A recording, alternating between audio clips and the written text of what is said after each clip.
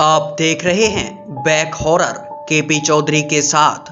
दोस्तों, अगर आपने इस वीडियो का पहला पार्ट नहीं देखा है तो इस वीडियो की डिस्क्रिप्शन में उस पार्ट की लिंक आपको मिल जाएगी।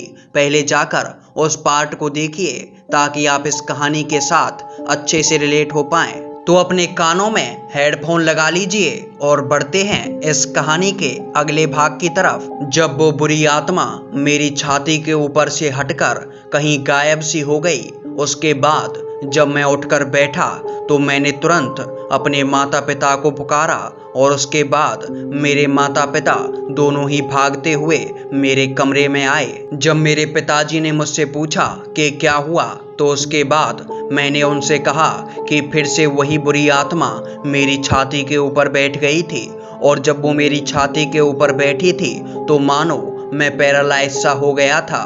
मैं सिर्फ अपनी आंखें खोलकर उसे देख पा रहा था, उसके अलावा मैं अपने शरीर का कोई भी अंग हिला ही नहीं पा रहा था। ये सब सुनने के बाद मेरे पिताजी ने कहा, लेकिन बेटा, ऐसा कैसे हो सकता है? जब भी कोई प्रेत आत्मा करवट बदलती है तो उसका असर किसी भी इंसान पर एक दो बार ही दिखाई देता है, लेकिन यह आत्मा तो तुम पर बार बार हमला कर रही है। शायद हो सकता है तुम ऐसी किसी जगह पर चले गए होगे जहां पर यह प्रेत आत्मा अपना निवास कर रही होगी और तुमने उस जगह पर जाकर इसके साथ कुछ गलत कर दिया होगा। उसके जरिए ही यह प्रेत आत्मा तुम्हें दिखाई दे रही है। जरूर कोई ऐसी ही बात है जो तुम हमसे छुपा रहे हो। बेटा, सच सच बताओ, क्योंकि अभी तक इसका इलाज किया जा सकता है, लेकिन अगर बात हद से आगे चली गई तो उसके बाद इसका कुछ भी इलाज करना हमारे बस की बात नहीं होगी। मेरे पिताजी काफी ज्यादा बूढ़े हो चुके थे और उनकी दर्द भरी आवाजों को सुनकर मैंने उन्हें सब कुछ सच बता दिया।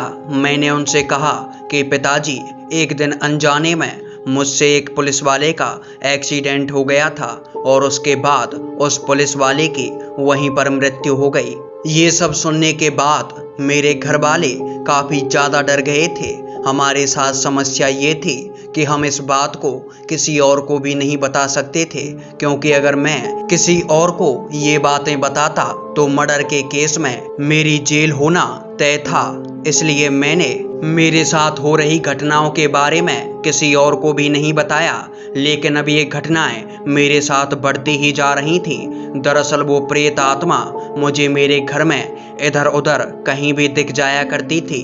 जब मैं अपनी कार से ऑफिस जाता था तब मुझे ऐसा लगता था कि मानो मेरे साथ मेरी कार में और कोई भी बैठा हुआ है। जब मैं ऑफिस में काम करता था तो मुझे ऐसा लगता था कि मानो कोई हर वक्त मुझे देख रहा है और मेरे सोते टाइम तो उस प्रेत आत्मा का मेरे कंधों पर वजन रख देना, मेरी छाती पर बैठ जाना, मेरे पैरों पर बैठ जाना और मेरे बेड को हवा में अधर कर देना, ये सब कॉमन बातें हो चुकी थी। मुझे इन चीज़ों से काफ़ी दिनों तक डर लगा, लेकिन उसके बाद जैसे कि मुझे इन सभी बातों की आदत सी हो गई थी। मुझे लगने लगा था कि अब शायद ये प्रेत आत्मा मुझे जल्दी ही मार देगी और मैं काफ़ी ज़्यादा खौफ से जीने लगा था। मैंने ऑफिस जाना भी बंद कर दिया था और मैंने डर के मारे अपनी उस गाड़ी को चलाना भी बिल्कुल बंद कर दिया था। मैं अब अपने कमरे में ही रहता था और मेरे माता पिता मुझे देखने आया करते थे। मेरे माता पिता इस बातों से काफ़ी ज़्यादा चिंतित थे, इसलिए उन्होंने एक पंडित जी को जाकर मुझसे बिना पूछे ही ये सारी घटनाओं के बारे में बता दिया। पंडित जी ने मेरे माता पिता से कहा, हाँ, पाप तो उस बच्चे से हुआ है और उसने अनजाने में ही सही लेकिन बहुत बड़ी गलती की है। उस प्रेत आत्मा को मुक्ति नहीं मिल पा रही है, इसलिए हमें उस प्रेत आत्मा को मुक्ति दिलाने के लिए एक हवन करना पड़ेगा और उसके बाद हो सकता है कि उस प्रेत आत्मा को मुक्ति मिल जाए और वो आत्मा तुम्हारे बेटे का पीछा छोड़ दे। पंडित जी के ऐसा कहने के बाद मेरे माता पिता ने मेरे घर में एक पूजा बैठवाई और उसके बाद उन पंडित जी ने मेरे घर में एक हवन किया और जब वो हवन चल रहा था तो उस प्रेत आत्मा ने मेरे शरीर के माध्यम से मेरे घर वालों से कुछ बातें कहीं। जब तक इस आदमी को इसके किए की सजा नहीं मिल जाती तब तक मेरी आत्मा को शांति नहीं मिलेगी। इसलिए अच्छा यही रहेगा कि तुम मेरे घर वालों को बता दो कि मेरी मौत इसकी वजह से हुई थी, और उसके बाद जो मेरे घर वाले चाहें उनकी मर्जी से तुम कुछ भी कर सकते हो। अगर वो चाहें कि तुम्हें सजा दिलवानी है तो तुम्हें सजा स्वीकार करनी हो, तभी मेरी आत्मा को मुक्ति मिल सकती है। जब उस पुलिस वाले की आत्मा ने मेरे माता पिता से ये बातें कहीं तो मेरे माता पिता तुरंत उसके घर वालों के पास पहुंचे और उन्होंने उन्हें सारी बातें बता दी। उनके घर वालों ने मुझे कोर्ट में पेश किया और उसके बाद मैंने कोर्ट में अपने सभी गुनाहों को कबूल लिया और मुझे 5 साल की सज़ा हुई। 5 साल की सज़ा काटने के बाद मैं लॉकडाउन के टाइम पर जेल से बाहर निकला हूँ और इसके बाद मुझे उस पुलिस वाले की आत्मा दिखाई देना बिल्कुल बंद हो चुका है और आज मैं एक मज़े की ज़िंदगी जी रहा हूँ।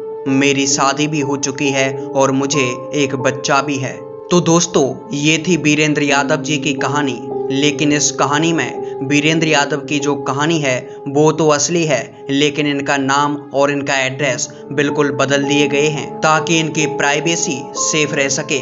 आप ये वीडियो कहाँ से देख रहे हैं नीचे लिखना अपनी जगह, अपना नाम, ताकि मुझे पता चल सके कि कहाँ कहाँ से लोग मेरे परिवार के साथ जुड़ते जा रहे हैं। मिलता हूँ आपसे किसी एक अगली कहानी में। अगर आपके पास भी कोई कहानी है तो आप मुझे इंस्टाग्राम के माध्यम से या फिर मेरी ईमेल आईडी के माध्यम से अपनी कहानी मुझ तक शेयर कर सकते हैं।